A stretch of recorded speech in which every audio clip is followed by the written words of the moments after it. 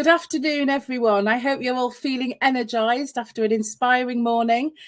I hope that you had a lovely lunch and that you've managed to listen to the fantastic Songhaven concert. It's still live on our channels if you haven't managed to watch it, and that you enjoyed the discussions this morning. I'm delighted this afternoon to introduce a very good friend of Napa's, Charlie Blair, founder of the Blair Academy. Charlie is a pioneer in using dance as a form of movement and expression, particularly in care homes. Her work with people living in care homes has brought joy, movement, and community to countless lives. Today, we're lucky to have her with us. Hi, Charlie. How are you doing? Hello, I'm really well. Thank you so much for having me. How are you?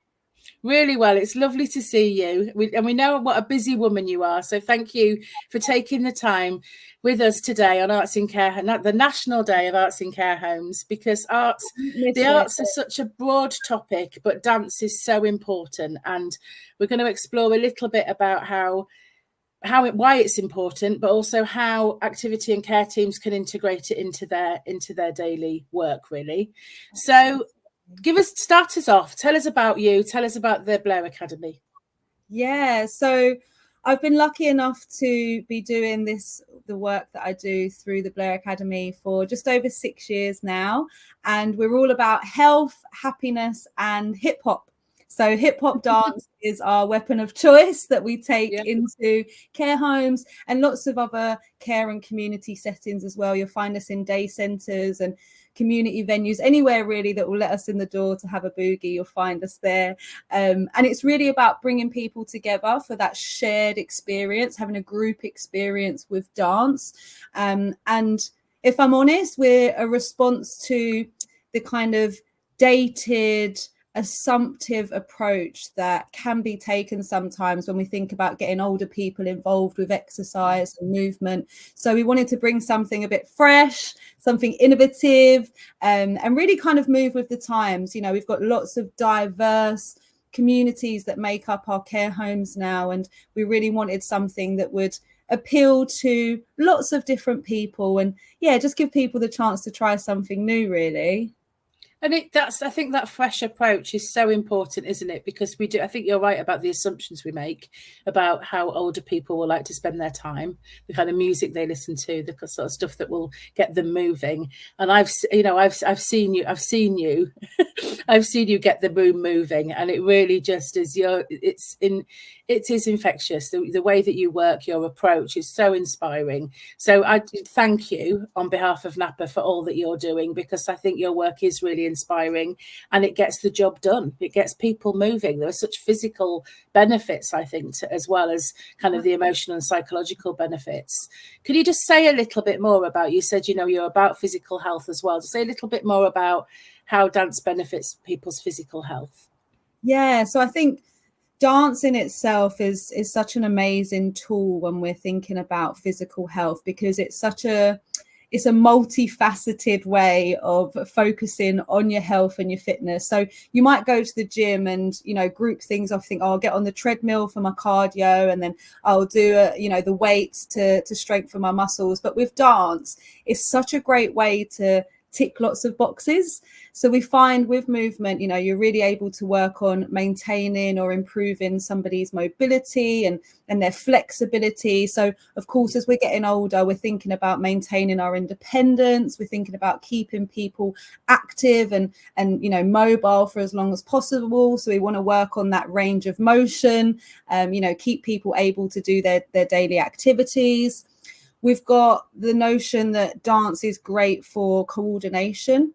It's one of those forms of movement where you're asking lots of different muscle groups to work together at the same time. So that's really good in terms of your balance. And again, keeping people independent, reducing the risk of falls, making sure that people feel safe and comfortable in their body to go about their daily routine.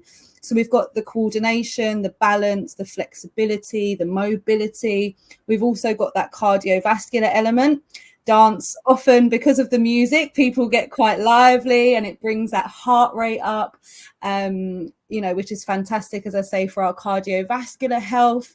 Is something that's able to bring the heart rate up without being really high impact. We don't have to go running down the road 100 miles an hour. You know, and ease ourselves in and bring our heart rate up in that way. We've got the way that it builds strength in your muscles. It improves circulation when you're dancing, which is great, you know, especially if people are suffering with pain and stiffness in their joints. It's a really, really good way to ease that. And maintaining bone density as well, which again is something that we really think about as we're getting older. So for me, I think that's why dance is a great option when we think about keeping physically healthy and active, because it just ticks so many boxes, you know, in terms of our physical health, whether we're trying to maintain it or make some improvements. And I feel everything that you've just said, obviously, it's so important in terms of keeping people or maintaining people's physical health. But also, I think sometimes for care and activity teams, they may be a little bit fearful that dance or any kind of movement could potentially hurt someone. So I think taking that approach that this is a fun activity that has those physical benefits, and just making sure that you're liaising with the whole team so that whatever you're doing is risk assessed, but also that the fear doesn't get in the way. I think sometimes the fear and the risk stops us from enabling people to enjoy movement, to get up and dance. Any thoughts on that?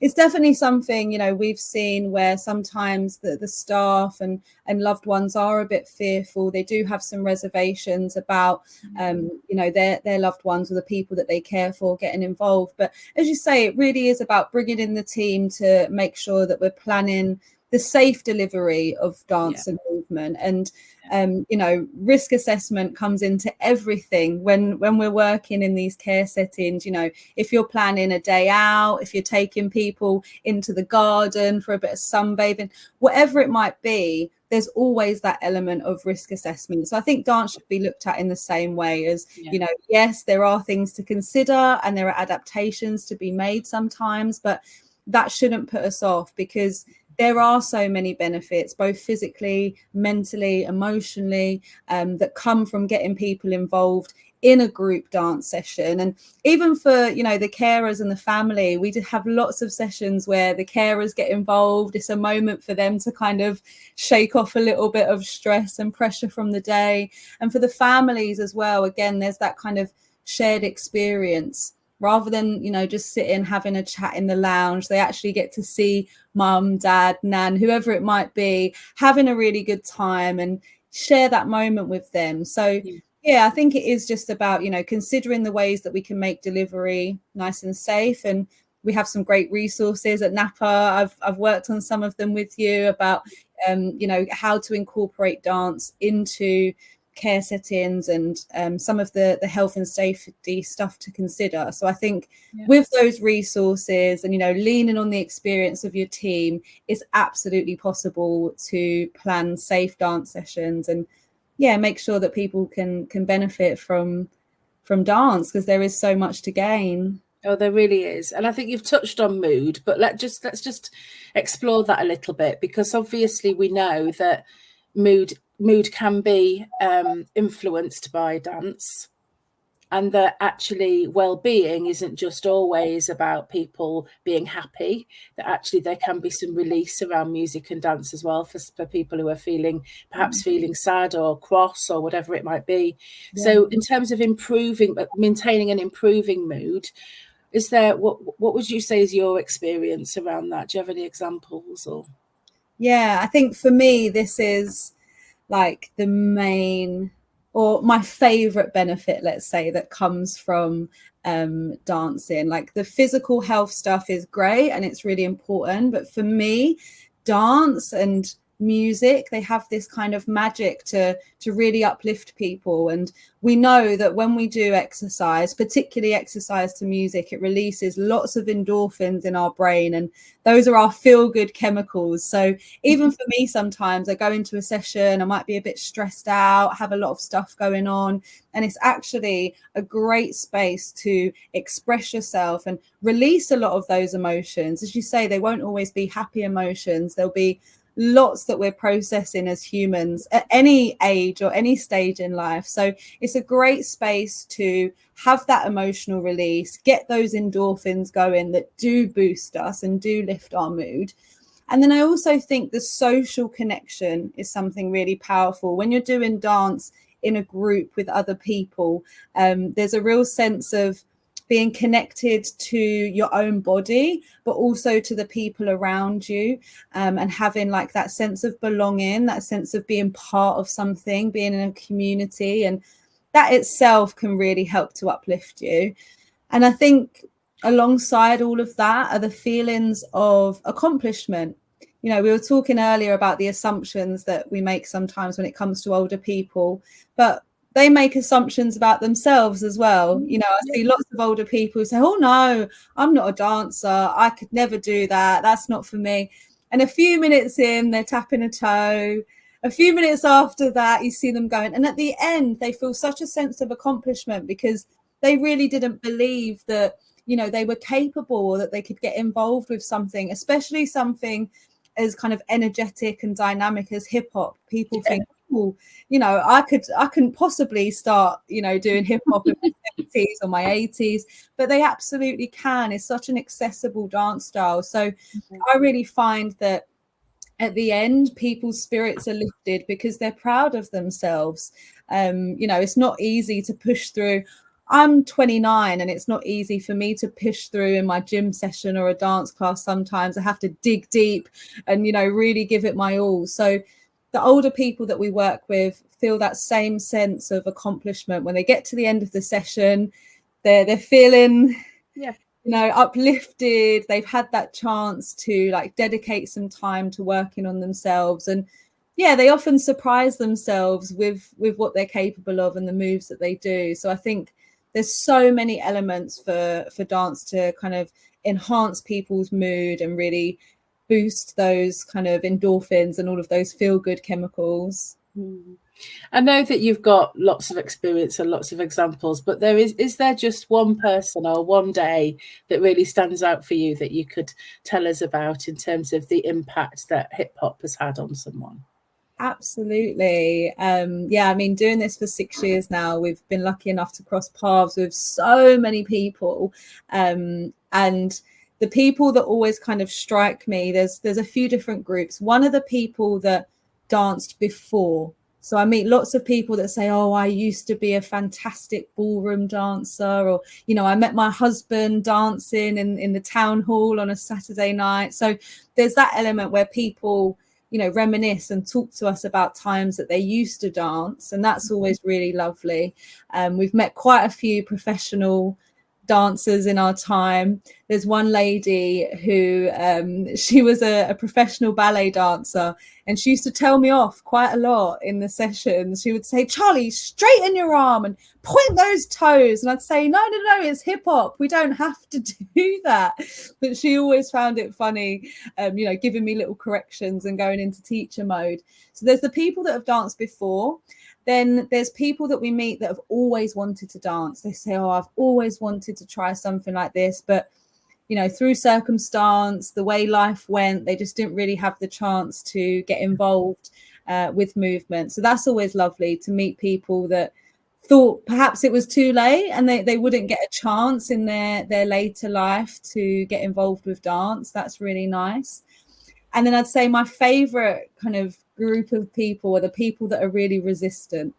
So I love it when I walk in and someone's like, nope, absolutely, you will not get me dancing. I think, right, challenge accepted. And I've never had anybody who stood on it and not danced for the whole session. People always end up giving in. As you say, that the energy when you're dancing is really infectious. So I think, yeah, even the people that are kind of arms folded, nope, you'll never get a dance move out of me, even they end up getting involved. And I really love seeing that. People that, you know, were adamant that they had no dance moves suddenly strutting their stuff. That's great to see. I wonder if that's something to do with kind of the inclusive nature of hip hop as well, that it's not, there is no pressure in terms of, I'm sure there's lots of technique, you're the hip hop expert, but it's a little bit like anything goes, isn't it? You can kind of, whatever you do, whatever you can do to the music, that's absolutely celebrated. And that's another reason why I think perhaps for people who are resistant or have danced or haven't danced, that it kind of brings people together as a dance form. Maybe I mean, that's just, it just has that. Whenever I've seen you demonstrate what you do, I'm just really bowled over by the fact that it really is for everybody. Yeah, absolutely. No, you're spot on. And that's kind of one of the main reasons that we use hip hop as our kind of weapon of choice, our tool, because it really celebrates what your body is able to do. And I think as we get older, we're really conscious of what our body can no longer do, or the times that people will say to me, oh, my legs aren't listening to me today, or my arms aren't doing what I tell them to. And that can be really frustrating, to feel that sense of your body not cooperating with what you want it to do. So having a space where people can come and bring their own style, their own personality, their own flavor, that just, it really works in terms of people shifting from that headspace of like, oh, I'm not a dancer, I couldn't possibly do that. And lots of the moves replicate really kind of mundane everyday activities and movements that we know everyone can do. So okay, you've got to show me a couple of those now. Go on, what are these everyday movements? We love our little mundane steps. So the first one, its actual name is called a Wu-Tang. But when we teach it, we talk about plugging our seatbelt in on the minibus. Right. So we imagine we're on the minibus, we're all going to the beach, we're going to Blackpool or Brighton or somewhere nice, and we've got to come up to our shoulder, first of all, and then we come down to the hip to plug the seatbelt in. That's it. And then we do the other side, shoulder, hip, and then we do both because we're extra safe with our seatbelts. Down, and then we lift it up and we hit it, boom. Yes, exactly. So 1 and 2 and 3 and 4, boom. Yes, brilliant. So it's those little things, if you say to me, right, we're going to do a Wu-Tang, they're like, oh, what? But if you I want you to imagine you're plugging your seatbelt in on the minibus, that resonates with people. They understand what that looks and feels like. So yeah, hip hop is great for welcoming people exactly as they are. And, one of the things I always say is you don't need to look like me. How boring would it be if everybody in the room just looked like me doing the moves? I love when people bring their own style and, put their own twist on things. Thank you. The theme this year for the National Day is home. How can dance help people feel at home, express home? Any thoughts on this theme for this year? Yeah, I had a good think about this. And for me, there was kind of two main ways that dance really links to the theme for me. One is the sense of being at home in your own body. So I think dance is an experience where you're really able to ground yourself. And again, when we're dealing with, living with lots of different health conditions, some of them chronic, some of them complex, you can feel frustrations with your body when it's not doing what you want it to do, or it's not listening, it's not cooperating.